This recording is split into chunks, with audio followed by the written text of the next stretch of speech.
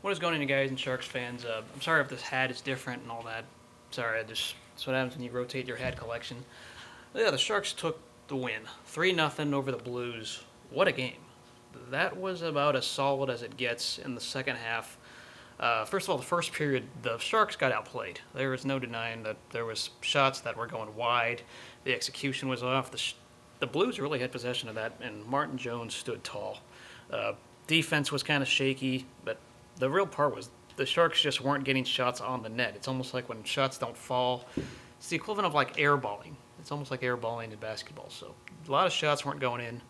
However, Tomas Hertl scores the opening goal, and when you're up and you get outplayed by the opponent, that really can demoralize the other guys. I think the Sharks know what that's like. We've experienced that with hot goalies and all that. So Tomas Hertl, that was a perfect shot. I love snipes, and I really like it when a goal is just spanked. You spank the puck and goes in the net. Love that. So to know a goal gets sniped in there, pretty, just a pretty goal in space. Uh, second period, they looked really good on defense. No complaints at all. And of course, they get rewarded with the goal from Donskoy. Perfect pass from Logan Couture. It's 2-0, and you're starting to feel it. After that second period, they looked so good defensively. Of course, most importantly, they're scoring 5-on-5. They're not just scoring on the power play or something.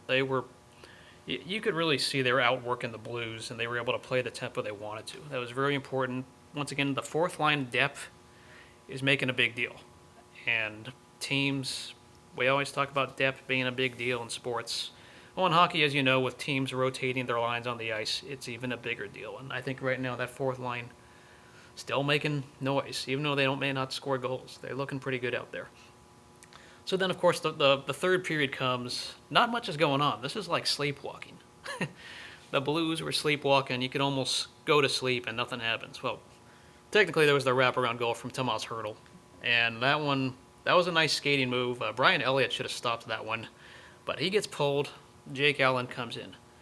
So now the Sharks are up 2-1 in the series. This is the first time in franchise history to be up at the Western Conference final level. I mean, last time they were here, they were down to the Canucks. They got swept by the Blackhawks. And then, of course, they lost to the Flames in 6 games. So this is the farthest I've ever seen these Sharks go in terms of wins in a postseason since 2004. They've tied that number. So, what happens now? Jake Allen is in.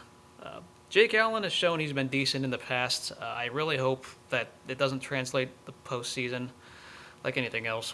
Sometimes a backup goaltender gets hot, and you never know what happens. Allen will probably start Game 4, and we'll have to learn how to solve that. But you got a day game coming ahead for Game 4. I always view Game 4 as more important. But this was a very well-rounded game once the second and third period came. Impressive job by the coaching staff and I never thought I'd say I'd be okay with Peter DeBoer. That was a hire I didn't like, and you can all laugh at me for that, but I didn't think it was a very good hire. And suddenly the Sharks, I haven't seen them play this well. I mean, I have seen them play this well, but I don't think I've seen them play this competent in back-to-back postseason games, rather than just one-goal wins or barely eking out. This one was dominant.